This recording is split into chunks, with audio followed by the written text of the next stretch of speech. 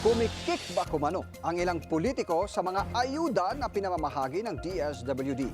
Kung sa flood control ay hanggang 25%, 70% sa Letter of Authority scandal ng BIR, sa ayuda umaabot umano hanggang sa 90% ang kickback ng mga tiwaling opisyal. Sa budget hearing para sa DSWD, isiniwalat ni Senator Lacson na nangyari ito sa Iloilo kung saan ang 10,000 pisong ayuda, nasa 1,000 piso na lang ang natanggap ng benepisyaryo.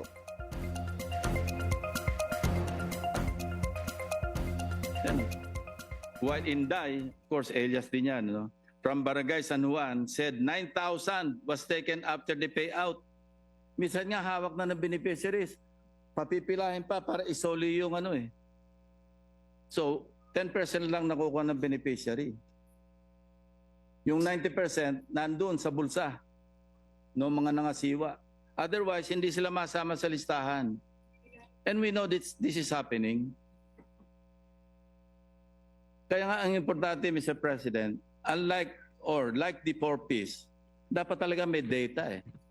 May programa, merong tayong datos, meron tayong pag-aaral, meron tayong pinapag-graduate, nakagraduate yung anak kasi merong educational assistance, nakapaloob doon sa 4Ps, etc.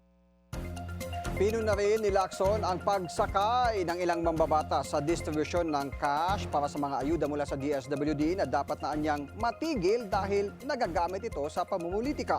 Pinanukala niya na maamyandahan ang 4Ps law para maisama na dito ang iba pang ayuda ng gobyerno.